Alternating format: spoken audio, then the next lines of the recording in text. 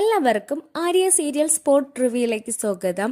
ഈ വീഡിയോ ഇഷ്ടപ്പെടുവാണെങ്കിൽ ഒന്ന് ലൈക്ക് ചെയ്തും സബ്സ്ക്രൈബ് ചെയ്തും ഒന്ന് സപ്പോർട്ട് ചെയ്യണം കേട്ടോ. അതൊരു മുൻപേ സീരിയൽ ഇനി വരാൻ പോകുന്ന ഒരു അടിപൊളി എപ്പിസോഡ് റിവ്യൂ ആണ് പറയാൻ പോകുന്നത്. അങ്ങനെ വൈജയന്തി ആ സത്യം തിരിച്ചറിയാൻ പോകുകയാണ്. ബാലചന്ദ്രനോ തന്റെ മക്കളോ ആരും തന്നെ ഇതുവരെയും അലീന എവിടെയാണെന്ന സത്യം വെളിപ്പെടുത്തിയിട്ടില്ല. അങ്ങനെ ആ യാഥാർത്ഥ്യം മനസ്സിലാക്കുകയാണ് വൈജയന്തി ഈ എപ്പിസോഡിൽ. സ്വന്തം ചോരയെ തിരിച്ചറിയാൻ കഴിയാതെ അവളെ വെറും ഒരു വേലക്കാരിയാവുന്നതിലും അധികം അവളെ വേദനിപ്പിച്ചും താഴ്ത്തുകയും പരിഹസിക്കുകയും അവളെ ആ വീട്ടിൽ നിന്ന് പുറത്തേക്ക് വിടുകയും ചെയ്തു വൈജയന്തി. അവളിപ്പോൾ ഒരു രാജകുമാരിയെ പോലെയാണ് അലീന ഇപ്പോൾ ജീവിക്കുന്നതെന്ന് നമ്മുടെ വൈജയന്തി മനസ്സിലാക്കുകയാണ്. അതും താനൊരിക്കൽ സ്നേഹിച്ച് ജീവിക്കാൻ ആഗ്രഹിച്ച അലി ജോസഫിന്റെ ഒപ്പമാണ് അലീന ഉള്ളതെന്ന് വൈജയന്തി തിരിച്ചറിയുകയാണ്. യാഥാർത്ഥ്യം വൈജയന്തി പഴയ ഓർമ്മകളിലേക്കാണ് കൊണ്ടുപോകുന്നത്. പലവിധ ആശയക്കുഴപ്പങ്ങളിലൂടെ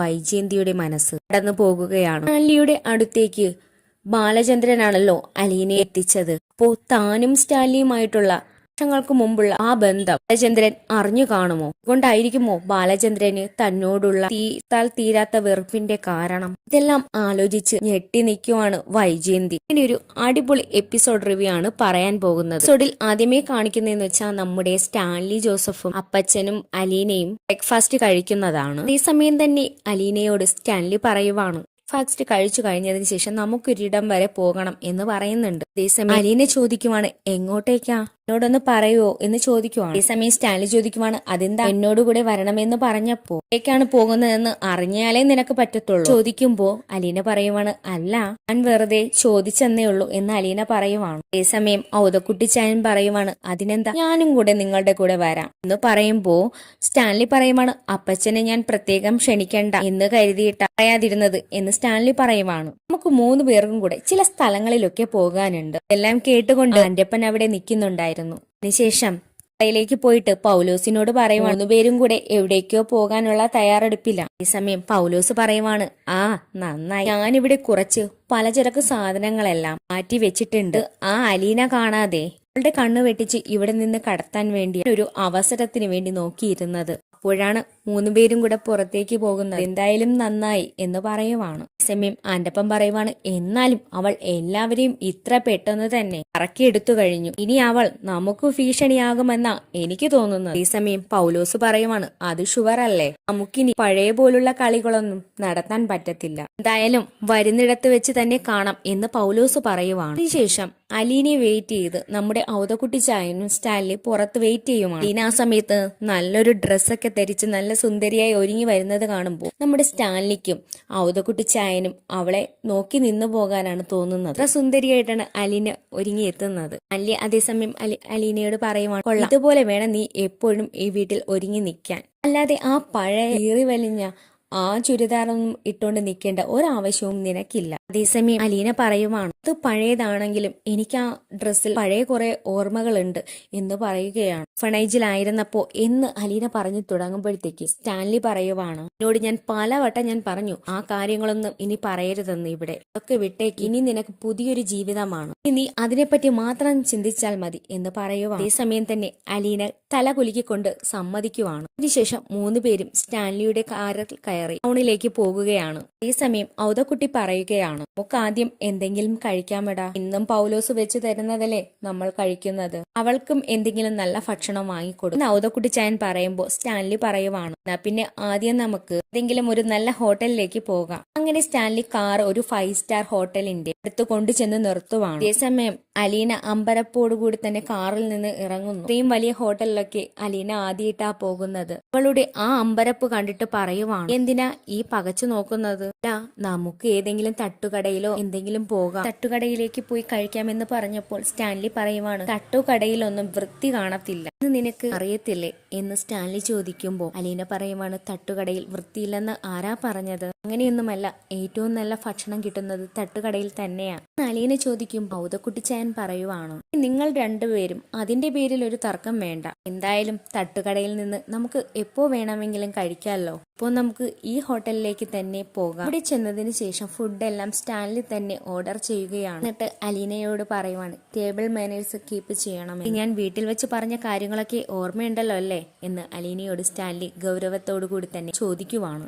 നീ ഇവിടെയും പാലിക്കണം എന്ന് പ്രത്യേകം പറയുവാണ്. അതേസമയം അലീന എല്ലാം തല കുലുക്കിക്കൊണ്ട് സമ്മതിക്കുവാണ്. അങ്ങനെ വന്ന ഫുഡെല്ലാം ആസ്വദിച്ച് കഴിക്കുന്നുമുണ്ട്. അലീന കഴിക്കുന്ന ആ ശൈലി കണ്ടപ്പോൾ സ്റ്റാൻലിയുടെ മനസ്സൊന്ന് നിറഞ്ഞു. സ്റ്റാൻലി ആ സമയത്ത് അവൾ അനാഥാലയത്തിൽ കഴിഞ്ഞിരുന്ന ആ കാര്യങ്ങളെല്ലാം ആലോചിച്ചു. അവൾ പറഞ്ഞ ഇല്ലായ്മകളെല്ലാം ഓർത്തെടുത്തു. താനിവിടെ 5 സ്റ്റാർ ഹോട്ടലുകളിൽ കയറി ഇറങ്ങുമ്പോൾ തന്റെ മകൾ ഒരു നേരത്തെ ഭക്ഷണത്തിന് വേണ്ടി കിട്ടുമോ ഇല്ലയോ എന്ന് ആലോചിച്ചിരുന്ന സമയം സ്റ്റാൻലി ഓർക്കുമായിരുന്നു. ഇതൊക്കെ ആലോചിച്ച് നമ്മുടെ സ്റ്റാൻലി വിഷമിക്കുകയാണ്. അവൾ വിശന്ന് കരഞ്ഞു കിടന്ന് ഉറങ്ങിയിട്ടുണ്ടായിരിക്കും ആ സമയത്ത്. അതൊക്കെ ആലോചിക്കുമ്പോൾ ഒട്ടും തന്നെ സങ്കടം സഹിക്കാൻ കഴിയുന്നില്ല സ്റ്റാൻലിക്ക്. സ്റ്റാൻലി ഇരുന്ന് വിഷമിക്കുന്നത് കാണുമ്പോൾ സ്റ്റാൻലി നോക്കി ഔദക്കുട്ടിക്കുമാണ്. സ്റ്റാൻലിയുടെ മനസ്സ് എങ്ങനെയോ കാര്യത്തിന് വേണ്ടി വിഷമിക്കുന്നതായി ഔദക്കുട്ടിക്ക് മനസ്സിലായി. അങ്ങനെ ഔദക്കുട്ടി ആ ഒരു സിറ്റുവേഷൻ മാറ്റാൻ വേണ്ടി ചില തമാശകളൊക്കെ ഔദക്കുട്ടി ചയൻ പറയുവാണ്. അതിനുശേഷം അവർ ഭക്ഷണമെല്ലാം കഴിച്ച് അവിടെ നിന്ന് സന്തോഷത്തോടു കൂടി തന്നെ ഇറങ്ങുവാണ്. അതിനുശേഷം അവിടെ നിന്ന് ഇറങ്ങി അവർ പോകുന്നത് വലിയൊരു മാളിലേക്കാണ്. ഇതിനെ കൊണ്ട് സ്റ്റാൻലി മാളിൽ കയറിയപ്പോ സ്റ്റാൻലി പ്രത്യേകം പറയുവാണ്, നിനക്ക് ഇഷ്ടമുള്ള സാധനങ്ങളെല്ലാം നിനക്ക് ഇവിടെ നിന്ന് വാങ്ങാമെന്ന്,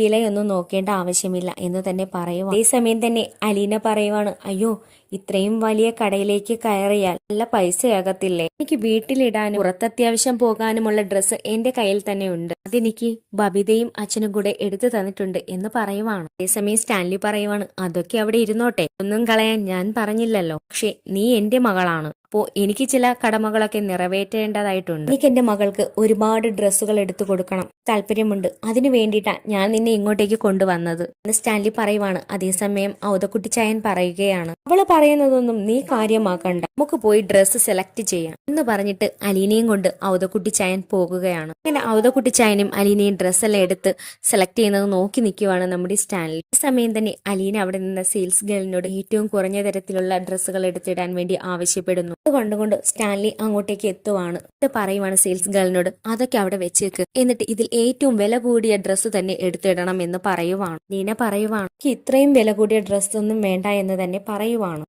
സമയം സ്റ്റാൻലി പറയുവാണ്, നീ ഇനി പഴയ പോലെയല്ല, നീ എന്റെ മകളാണ്, അതുകൊണ്ട് നീ വില കൂടിയ ഡ്രസ്സ് വേണം ധരിക്കാൻ എന്ന് പ്രത്യേകം പറയുന്നുണ്ട് സ്റ്റാൻലി. ഇത് കേട്ട് ഒരു നിമിഷം മൗനമായി അലീന നിൽക്കുവാണ്. പിന്നെ അവൾക്കുള്ള എല്ലാ ഡ്രസ്സും ഔദക്കുട്ടി ചായനും അലീനയും സ്റ്റാൻലിയും കൂടെ സെലക്ട് ചെയ്ത് കഴിഞ്ഞിരിക്കുന്നു. അതിനുശേഷം അലീന ഒന്നും തന്നെ പറയാൻ പോയിട്ടില്ല. എന്നാൽ സ്റ്റാൻലിക്ക് ദേഷ്യത്തോടെ തന്നെ അവളെ എന്തെങ്കിലും പറയുമെന്ന് അവൾക്ക് മനസ്സിലായി. അങ്ങനെ അവൾക്ക് ചേരുന്ന എല്ലാ തരത്തിലുമുള്ള ഡ്രസ്സുകൾ എടുത്തു കഴിഞ്ഞിരിക്കുന്നു. സമയം പിന്നെ കാണിക്കുന്നതെന്ന് വെച്ചാൽ നെടുമ്പുരയ്ക്കലാണ്. വൈജയന്തി ബാങ്കിലേക്ക് പോകാൻ വേണ്ടി ഇറങ്ങുവാണ്. ഈ സമയം വൈജയന്തി ബാലചന്ദ്രനോട് യാത്ര ചോദിക്കാൻ വേണ്ടി ബാലചന്ദ്രന്റെ അടുത്തേക്ക് വരുമ്പോൾ ബാലചന്ദ്രൻ ഒന്ന് തിരിഞ്ഞു പോലും നോക്കുന്നില്ല വൈജയന്തിയെ. ഈ സമയം വൈജയന്തി ഒന്നും തന്നെ മിണ്ടാതെ അവിടെ നിന്ന് ഇറങ്ങി നോക്കുമ്പോൾ രോഹിത് നിൽക്കുന്നു. രോഹിത്തിനോട് പറയുവാണ്, വൈജയന്തി രോഹിത്തിനോട് പറയുവാണ്, എന്നെ നീ ആ ജംഗ്ഷനിലോട്ടൊന്ന് കൊണ്ടുവിടുവോ? ഈ സമയം രോഹിത് പറയുവാണ്, അയ്യോ അമ്മേ, എനിക്ക് കോളേജിലേക്ക് പോകാൻ സമയമായി, എനിക്കിത് തീരെ സമയമില്ല അമ്മേ എന്ന് പറയുവാണ്.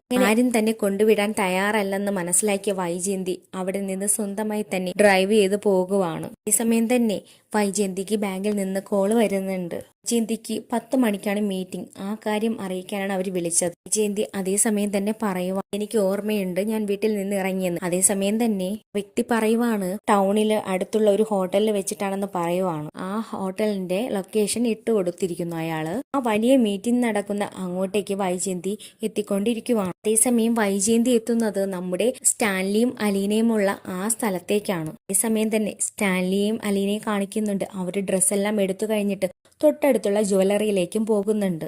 ഈ സമയം തന്നെ ജ്വല്ലറിയിൽ എത്തിയ അലീന ചോദിക്കുവാണ്, എനിക്കിപ്പോ ഇത്രയും വലിയ സ്വർണങ്ങളൊന്നും ആവശ്യമില്ല, എനിക്ക് തൽക്കാലത്തേക്ക് അണിയാനുള്ളതെല്ലാം അച്ഛൻ വാങ്ങി തന്നിട്ടുണ്ട് എന്ന് പറയുമ്പോൾ സ്റ്റാൻലിക്ക് ഇത് കേൾക്കുമ്പോൾ ദേഷ്യം വരുന്നുണ്ട്. മാത്രവുമല്ല, ഞാൻ നിന്റെ പപ്പയാണ്, എനിക്കും നിനക്ക് ആഭരണങ്ങൾ വാങ്ങിത്തരാനുള്ള അവകാശമുണ്ട്, അതുകൊണ്ട് നീ ഒന്നും തന്നെ മിണ്ടാതെ ഞാൻ പറയുന്നത് അനുസരിക്കണമെന്ന് സ്റ്റാൻലി ദേഷ്യത്തോടു കൂടി തന്നെ അലീനയോട് പറയുവാണ്. അത് കേട്ട് അലീന മിണ്ടാതെ പേടിച്ച് നിൽക്കുവാണ്. അങ്ങനെ ഔദക്കുട്ടി ചായ സ്റ്റാൻലിയും അലീനയും ആ ജ്വല്ലറിയിൽ എല്ലാ ആഭരണങ്ങളും നോക്കുന്നുണ്ട്. അതേസമയം സ്റ്റാൻലി അതിൽ വില കൂടിയ ആഭരണങ്ങൾ കുറച്ച് സെലക്ട് ചെയ്യുന്നുണ്ട് അലീനയ്ക്ക് വേണ്ടി. കണ്ട അലീനയുടെ കണ്ണ് തള്ളി പോകുവാണ്. ആവശ്യമുള്ള ആഭരണങ്ങളൊക്കെ എടുക്കാൻ വേണ്ടി പറയുവാണ്. അലീന മടിച്ചിരിക്കുന്നത് കാരണം നമ്മുടെ അപ്പച്ചനും സ്റ്റാൻലിയുമായിട്ടാണ് ആഭരണങ്ങളെല്ലാം അലീനയ്ക്ക് വച്ചു കൊടുത്ത് അലീനയ്ക്ക് സെലക്ട് ചെയ്യുന്നത്. എനിക്ക് ഇത്രയും വലിയ ആഭരണങ്ങൾ വേണ്ടെന്ന് വീണ്ടും പറയുകയാണ് അലീന. അതേസമയം സ്റ്റാൻലി പറയുവാണ്, നീ സ്റ്റാൻലി ജോസഫിന്റെ മകളാണ്, അതുകൊണ്ട് നീ പഴയ വേലക്കാരിയെ പോലെയല്ല ഇനി നിൽക്കേണ്ടത്, ആഭരണങ്ങളെല്ലാം ധരിച്ച്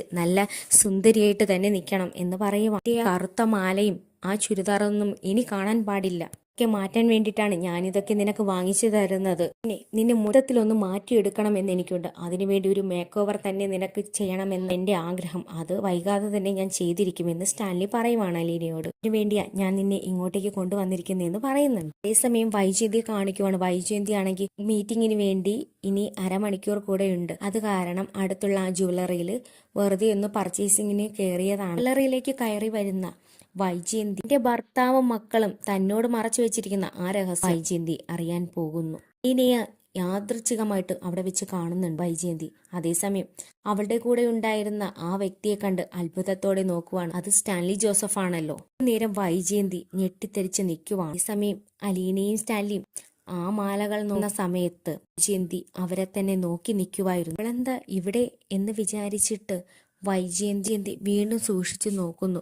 അത് താൻ പണ്ടൊരിക്കൽ സ്നേഹിച്ച തൻ്റെ പ്രിയപ്പെട്ടവനായിരുന്ന സ്റ്റാൻലി ജോസഫ്, അയാളുടെ കൂടെയാണ് ഇപ്പോൾ അലീന ഉള്ളത്. 23 വർഷങ്ങൾക്ക് മുമ്പ് തന്നെ ചതിച്ചു കടന്നുകളഞ്ഞ സ്റ്റാൻലി ജോസഫ്, അയാളെ ഇവൾക്ക് എങ്ങനെയാ പരിചയം? അയാളുടെ കൂടെയാണോ അലീന ഇപ്പോൾ താമസിക്കുന്നത് എന്നൊക്കെ പല ചിന്തകൾ വൈജയന്തിയുടെ മനസ്സിലേക്ക് കടന്നു വന്നു. ഈ സമയത്ത് സ്റ്റാൻലി വളരെ അധികാരത്തോടു കൂടി തന്നെ മാല ഓരോന്നായിട്ട് എടുത്ത് അലീനയുടെ കഴുത്തിലേക്ക് വച്ചു കൊടുക്കുന്നു.